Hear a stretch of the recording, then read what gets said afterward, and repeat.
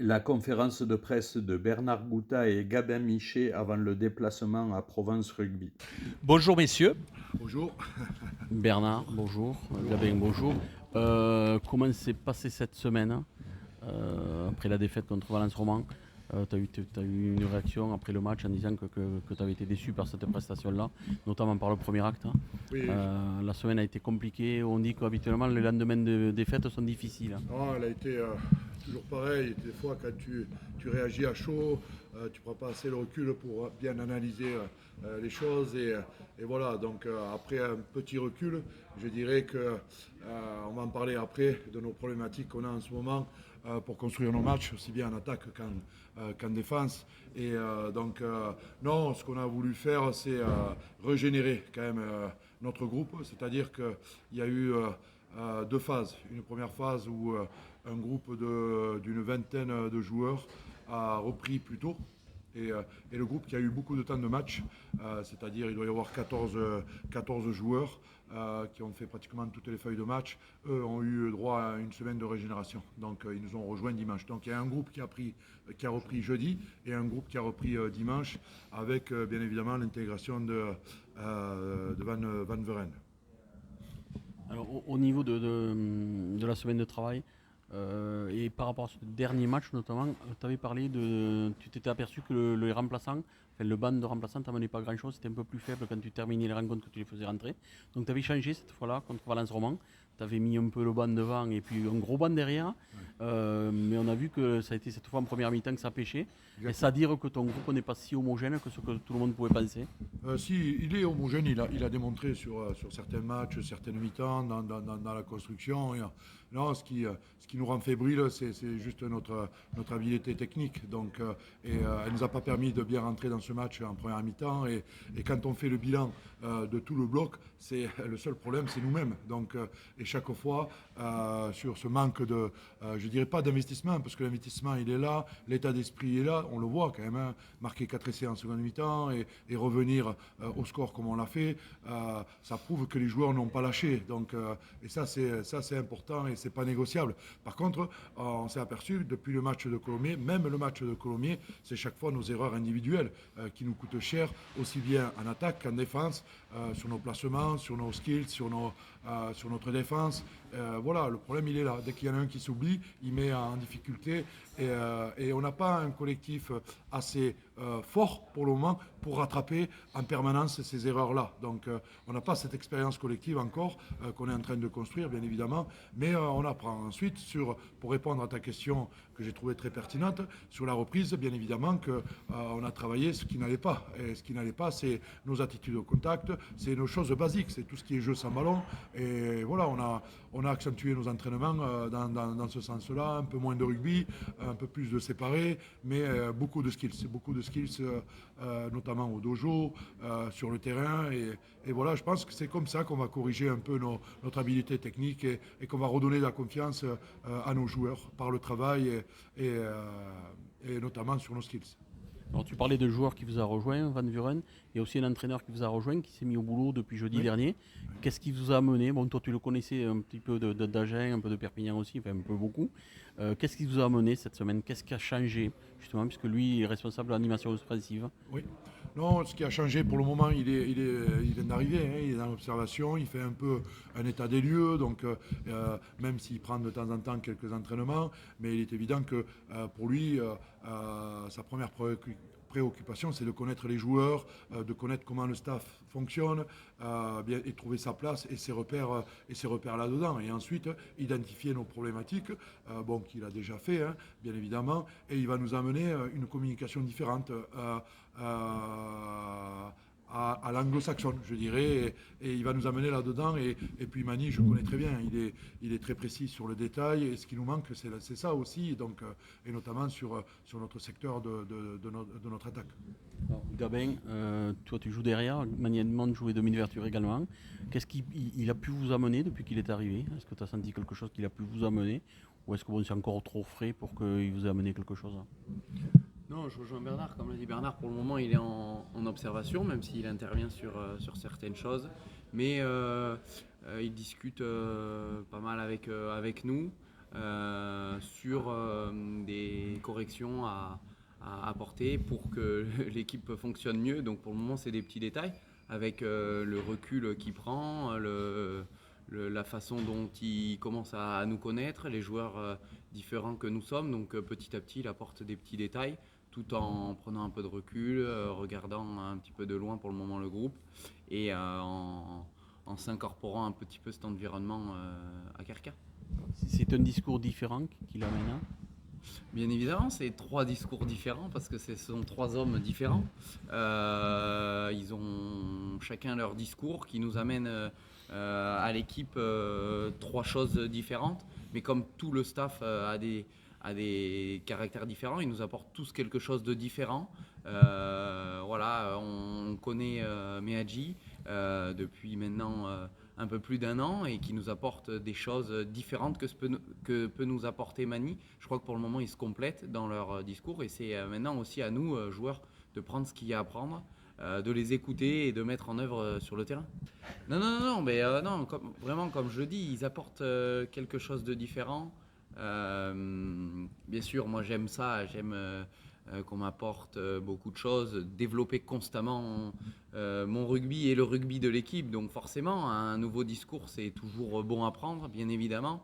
Et Mani, pour le moment, avec son recul, a été capable de nous apporter des petits détails qui nous font progresser. Et c'est là le but, en tout cas, de ma vision d'un joueur de rugby, constamment progresser, constamment travailler pour progresser. Et je crois que Mani est là pour ça.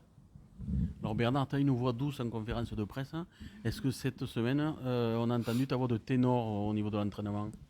Non. Ce qu'il faut, c'est trouver le bon équilibre pour amener et rassembler tout le monde et surtout rassurer tout le monde. Et après, bien sûr, quand il y a des choses à se dire, on se les dit.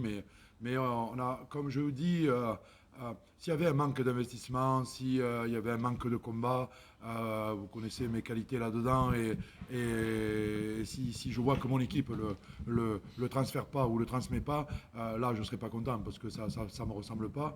Mais je le vois ça, je le vois, on l'a vu sur cette seconde mi-temps, on le voit sur tous les matchs. Je vous dis, ce qui nous fait perdre un peu confiance, c'est juste notre exécution, nos skills, notre construction de match et quand tu regardes la première mi-temps de Valence Roman, c'est ce qui nous fait défaut. Premier duel, ballon perdu. Deuxième duel, ballon perdu. Ensuite, troisième duel, troisième lancement de jeu, ballon tombé. Voilà, c'est ça qui nous a pas permis de rentrer correctement dans le match. Et après, voilà, quand tu mets les choses en place, notamment à travers tes structures de jeu, ça donne cette seconde mi-temps. Avec, bien sûr, tes collisions que tu gagnes et que tu n'as pas gagné parce que tu as eu tout ce déchet technique en première mi-temps. Donc, le recul que j'ai eu, même j'ai repris le match 2 jours, 3 jours après pour avoir vraiment beaucoup de recul et c'est ce qui nous fait défaut. Et quand tu reprends tous les matchs de ce bloc-là, c'est ça qui nous a mis en difficulté contre Biarritz, contre Colomiers, voilà, c'est juste nous-mêmes. Voilà. Le seul ennemi qu'on a en ce moment, c'est nous-mêmes. Voilà. Et là-dedans, il faut vite retrouver la confiance là-dedans, à travers nos skills, à travers notre rugby, à travers notre défense, à travers nos sorties de camp, parce que je trouve qu'on joue un peu trop depuis notre camp. Et voilà, on a besoin de se rassurer, et on va se rassurer en faisant des choses très simples, quoi. Donc voilà, et puis voilà, c'est le bloc qu'il faut pour se rassurer, le bloc des gros, et c'est le bloc qu'il faut pour pouvoir rassurer, et enfin gagner un gros. Gabin, Bernard parle de confiance. Sur la deuxième mi-temps contre Valence Roman, tu fais ton entrée notamment. Bon, ça marche plutôt bien pour toi. J'imagine que c'est peut-être un de tes matchs références cette saison. C'est important pour toi justement cette deuxième mi-temps-là de capitaliser dessus aussi et de pouvoir enchaîner derrière les bonnes performances à la fois individuellement mais aussi avec le collectif. Oui, bien sûr, mais ça n'a pas suffi. Et c'est avant tout là-dedans ce qu'il faut le retenir, c'est que ça n'a pas suffi. J'étais pas le seul à rentrer. Les 5 à être rentrés à la mi-temps, apporter quelque chose de différent. Donc bien sûr, dans la confiance, ça aide, mais ça n'a pas suffi. C'est une défaite, 1 point. Et aujourd'hui, ça aurait été bien si on avait pu renverser totalement le match. On finit à 4.2. Donc oui, la deuxième mi-temps, elle est bien, mais ça n'a pas suffi. Donc c'est plutôt ça que je retiens. Après, individuellement, bien évidemment que ça fait du bien aussi de faire des matchs comme ça, mais ça n'a pas suffi. On est parti en vacances, on passe à autre chose et il y a un match et un bloc important à préparer. Justement, Provence Rugby, on sait que c'est une des grosses cylindrées, qui a démarré un peu fébrilement, mais qui depuis s'est bien repris sur le dernier bloc, notamment étant, je crois, la meilleure du championnat sur les derniers matchs. Comment on aborde ce match? Bon, forcément, on est toujours un peu dans la peau du petit poussé cette saison, mais là, on a l'impression encore plus avec les ambitions de Provence et les ambitions de Carcassonne qui sont pas du tout les mêmes. Ouais, on l'aborde déjà avec beaucoup d'humilité, mais avant tout, on veut se concentrer sur nous-mêmes. Donc, on sait le travail qui nous reste à faire pour pouvoir rivaliser avec ces équipes-là. On sait que cette équipe, voilà, il y a eu beaucoup de changements à l'intersaison, aussi bien au niveau du staff qu'au niveau de leurs joueurs. C'est vrai que il y a eu un petit temps d'adaptation pour eux, pour retrouver leur rugby, mais là, ils sont lancés, quoi. Donc, ils sont lancés, ils ont vraiment des joueurs de qualité, ils ont vraiment des joueurs qui portent bien le ballon, ils ont vraiment des joueurs voilà, vraiment costauds, et voilà, il va falloir contrer ça. C'est le jeu de Aix, justement, ces porteurs qui les mettent chaque fois dans l'avancée, et ensuite, une fois qu'ils sont dans l'avancée, c'est très difficile de les arrêter, et donc on va se concentrer sur ça, notamment au niveau de notre défense. Et ensuite, comment on va produire, nous aussi, les occasions qu'on va avoir, les jeux qu'on veut mettre en place, qu'est-ce qu'on a appris de ce premier bloc aussi, sur nos erreurs individuelles. Et surtout, arriver à être consistant pendant 80 minutes. Donc, et faire un match plein pendant 80 minutes. Et voilà, ce qui nous manque, c'est ce match référence qui pourrait nous donner énormément de confiance et enfin lancer notre saison. Pour Gabin, vous allez jouer à Provence devant un stade plein, à guichet fermé. Est-ce que c'est quelque chose qui peut vous impressionner? Non. Ben, quand on est sur le terrain, c'est un carré vert. Je crois que on joue au rugby aussi pour ce genre de choses. Donc non, pas impressionné. Au contraire, de l'excitation, de l'attente. C'est un stade dans lequel j'avais pu jouer sans aucun public il y a maintenant presque 10 ans. Donc ça va faire plaisir d'y retourner. Bon, c'était de l'herbe à l'époque, maintenant c'est un synthétique. Mais bien sûr que non, c'est bien sûr de la joie et on joue au rugby pour prendre du plaisir avant tout. Donc non, pas impressionné, de la joie. Alors Gabin, c'est la 3e saison que tu passes à Carca. La première saison, tu avais fait 23 matchs. L'an dernier, 12. Cette année, tu en es à 6. Je crois, 4, pardon. Un peu plus. Ouais, ou 4, j'ai pas mes lunettes. 4. Qu'est-ce qu'on se dit, ce match, cette seconde mi-temps, quand tu es rentré la semaine, il y a 15 jours en arrière, c'est une seconde mi-temps qui peut lancer ta saison personnelle? Parce que tu as réalisé ça un peu, bon, même si tu dis que vous êtes rentré à plusieurs, à 5 en même temps, ta rentrée a fait quand même beaucoup de bien à l'équipe. Tu fais une passe au pied qui amène un essai, tu orientes le jeu, ça a un peu tout changé. La rentrée des 5 jours a tout changé, notamment la tienne. Est-ce que personnellement, ça peut t'amener cet supplément d'âme pour lancer enfin ta saison à toi? Non, comme j'ai répondu tout à l'heure, bien évidemment que c'est compliqué de parler personnellement quand on joue à 23 sur une feuille de match. Hein. Mais oui, ça apporte de la confiance, c'est sûr.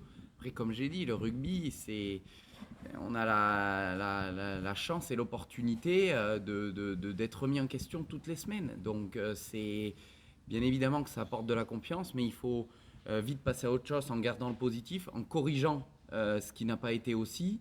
Bien sûr que on a envie de faire des bonnes choses dans cet effectif-là. On a envie d'apporter au maximum au club. Et je crois que c'est ce qui s'est passé sur la seconde mi-temps contre Valence. C'est apporter au maximum ce qu'on peut, tenter des choses.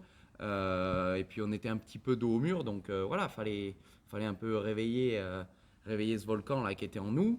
Donc voilà, je ne sais pas si on peut parler de match référence, match qui va lancer la saison. Mais en tout cas, c'est des matchs sur lesquels il faut s'appuyer, c'est sûr, et continuer de travailler et de corriger ce qu'il y a à corriger par rapport à ce genre de match. Il a beaucoup d'humilité, Gabin, et c'est la charnière 9-10, c'est un poste qui est très exposé, mais qui dépend aussi du travail de tes avants, du travail de tes trois quarts, qui dépend aussi du travail du jeu sans ballon, comment tu vas circuler en défense, comment tu vas circuler en attaque, comment tu vas vite remettre tes structures en place. C'est ce qui s'est produit en seconde mi-temps. Tu as vu un pack qui avançait, tu as vu des structures qui étaient en place, des avants qui... Voilà, il y avait ce lien avant trois quarts qui a fait que ça a fait cette belle seconde mi-temps. Voilà. Mais c'est ce qui nous manque. C'est ce qui nous manque en étant consistant sur 80 minutes. Voilà. Et chaque fois que tu retrouves un petit grain de sable, chaque fois, ça nous fout la tête à l'envers. Donc, c'est là-dessus qu'il va falloir se concentrer sur notre construction de match et être consistant pendant 80 minutes. Alors, on entame le troisième bloc. Le premier bloc, vous avez pris 9 points, c'était intéressant. Le deuxième, qui devait peut-être, on espérait davantage, ça a été plus compliqué alors qu'il s'avérait sur le papier plus facile. Le troisième, c'est un bloc monstrueux. C'est peut-être ce qu'il vous faut pour franchir un palier. Non, mais tu analyses très bien et tu le résumes très bien. Sur le premier bloc, on avait 4 déplacements pour 2 réceptions. Et puis voilà. Et le second bloc, c'est ce scénario de fin de match de Colomiers qui nous fout la tête en l'air, et notamment sur nos erreurs individuelles. Et à partir de là, on a perdu confiance. Donc après, on n'a pas lâché. On a un peu lâché à Grenoble, je dirais, dans les têtes et avec les rotations qu'on a fait. Mais après voilà, tu fais match nul contre Biarritz, tu ne lâches pas. Mais maintenant, il va falloir apprendre à gagner les matchs, tout simplement, et à bien les construire et à être tueur. Donc voilà, mais il faut soigner toute notre habileté technique et gommer un peu tous nos déchets techniques. Donc et voilà, c'est là-dessus qu'on s'est concentré. Et comme je te disais, c'est peut-être le bloc qu'il va falloir que tu te resserres, parce que si tu n'es pas serré là, tu risques de charger, de te faire rouler dessus. Donc, et c'est peut-être ce bloc qu'il nous fallait pour pouvoir enfin battre un gros.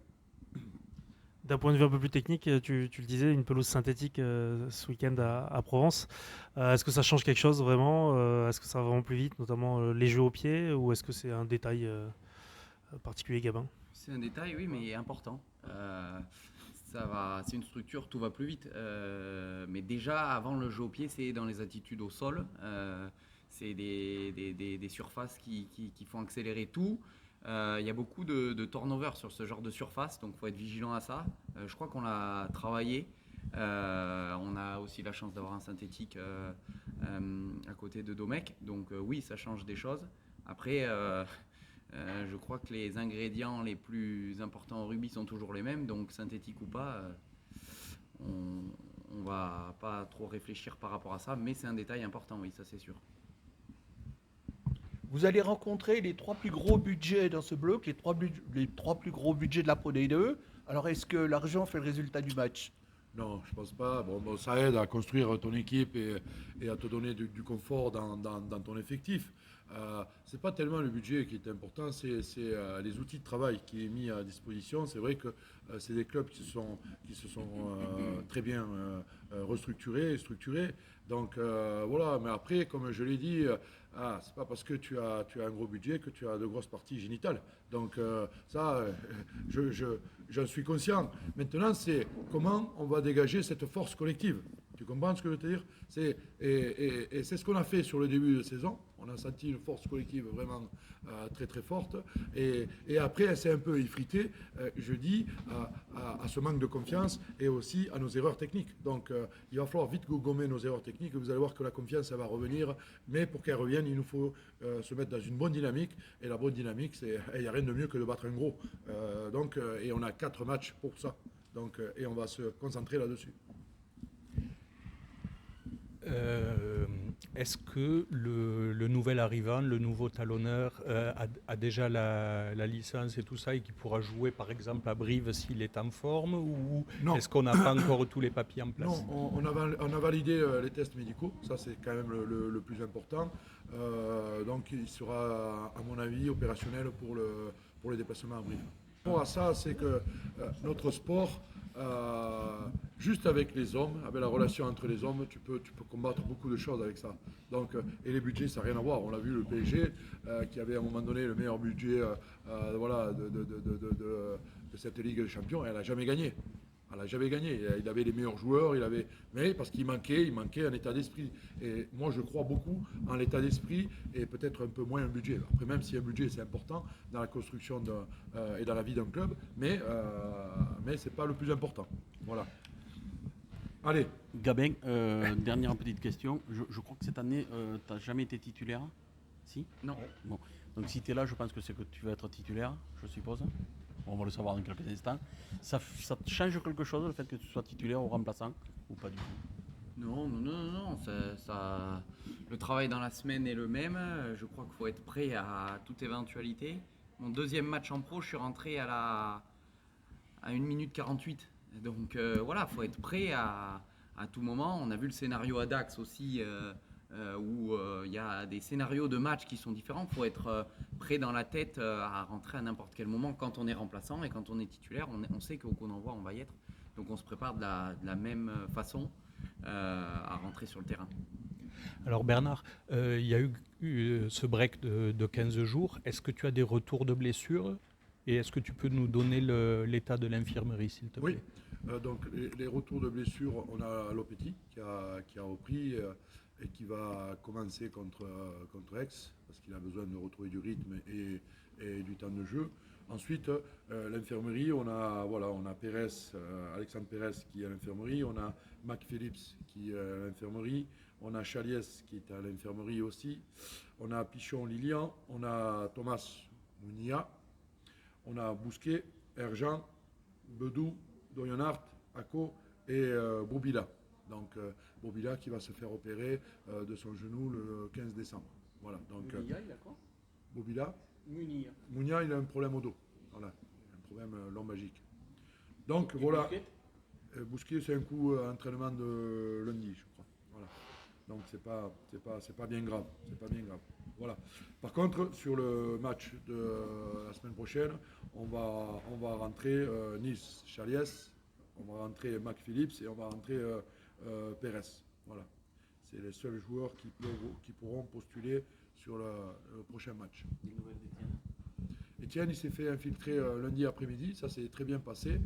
Il a une semaine de repos et ensuite il va reprendre sa réathlétisation et se recharger physiquement.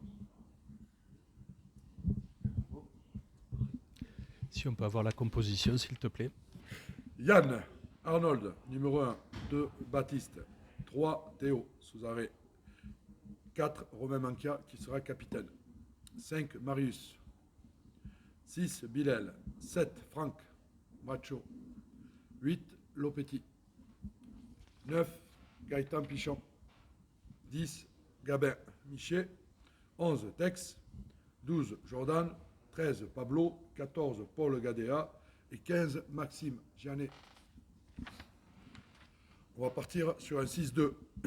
Donc avec Yann Tabarot, Kylian Taufinois, Évrard, Ferdinand, Gary,